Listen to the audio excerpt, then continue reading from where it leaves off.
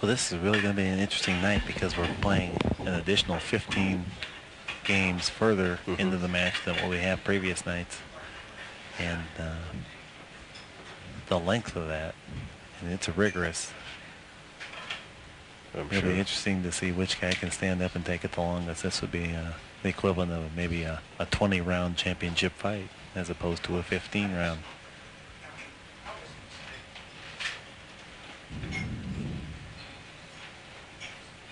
Well, we see some of the very beautiful ladies have come out to help out in the match. Top-notch models here in Hong Kong.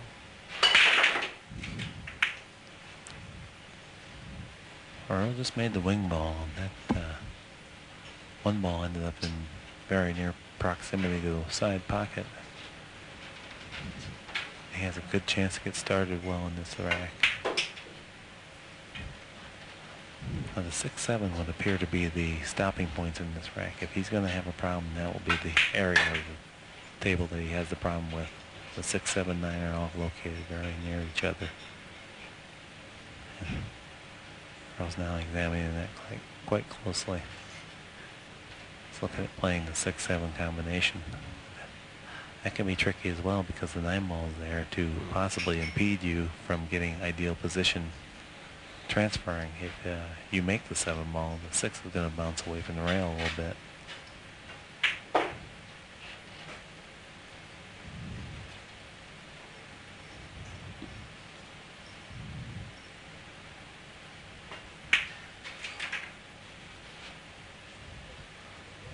Strickland just made an absolutely spectacular position play.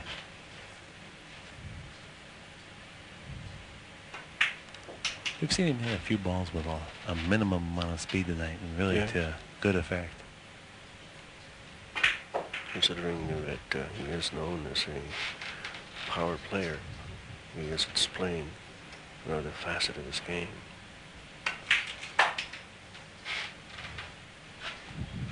Got the cue ball taking perfect angles into the ideal position zone.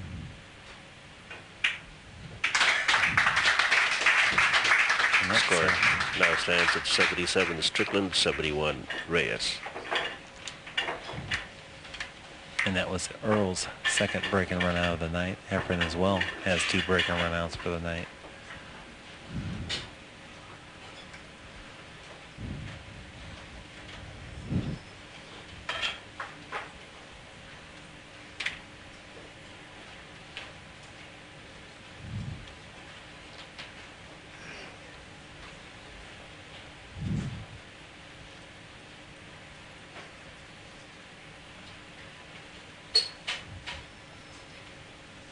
Game stands, it's a 6-game difference in favor of Earl Strickland at 77-71.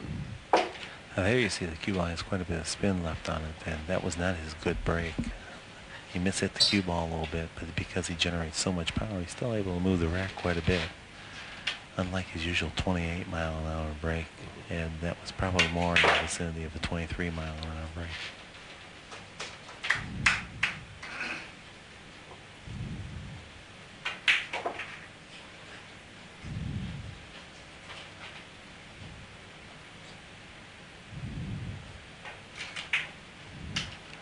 Seems like he's found his tempo here all of a sudden, doesn't it?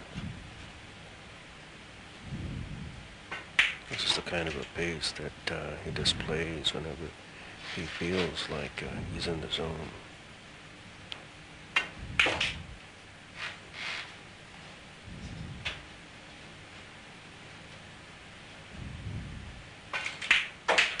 And this is also the kind of pace that endears him to so many fans and referees, so it doesn't take too long. Strickland goes back to a 7-game lead at 78-71.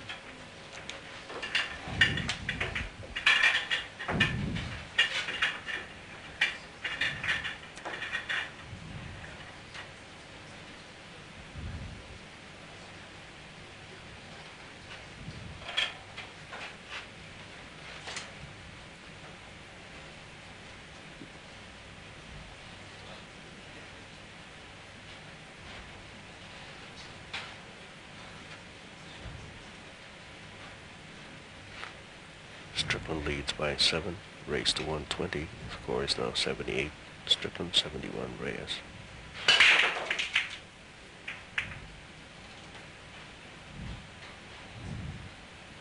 And another crushing break. And he's concerned with the 4-ball possibly impeding his shot to the 1. Looks like it may have gotten in the way of pocketing the 1-ball. He's lining up a kick shot. And he's made a nice shot. And he's going to be rewarded with a real decent safety from the position that he was in. Well, this was what Efren was repeatedly looking at his first turn at the table last night. And this requires a lot of energy, which is to make this type of a defensive shot or be constantly confronted with the volume of energy it takes to make a shot from here. And particularly in the case of a safety where there's no assurance that you'll win even if you do make a good shot. You hate to burn up your energy that way.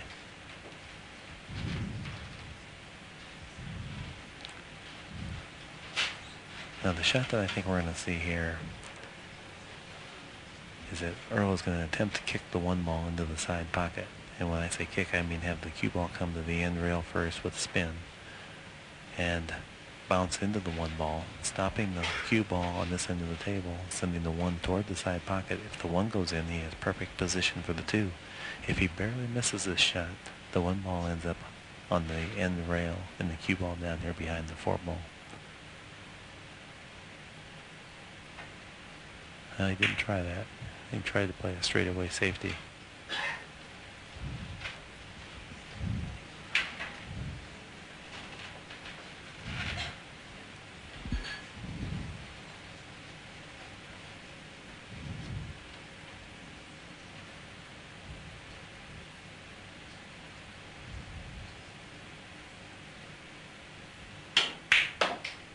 Boy, what a great shot.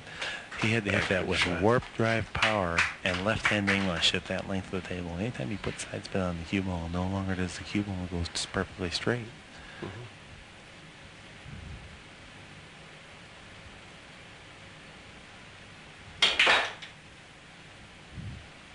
And we're seeing Efren display a little bit of the power game tonight.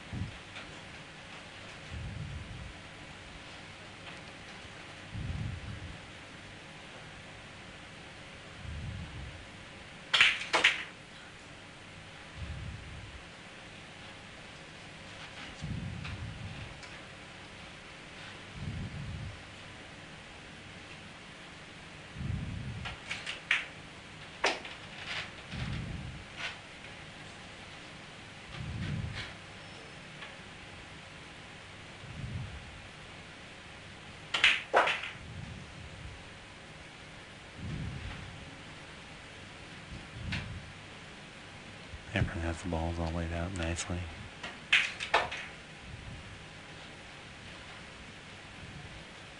Absolutely no problems now after the opening volley of difficult shots.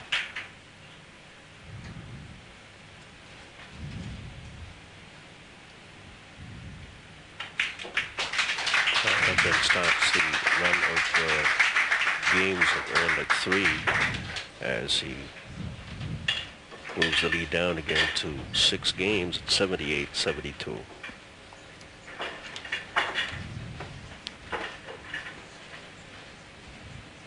You know, as well as Efren has played, he really hasn't dented the lead much, has he? Well, the closest that he's gotten was to narrow it down to a 4-game difference. But then Earl Strickland came back and made a 3-game run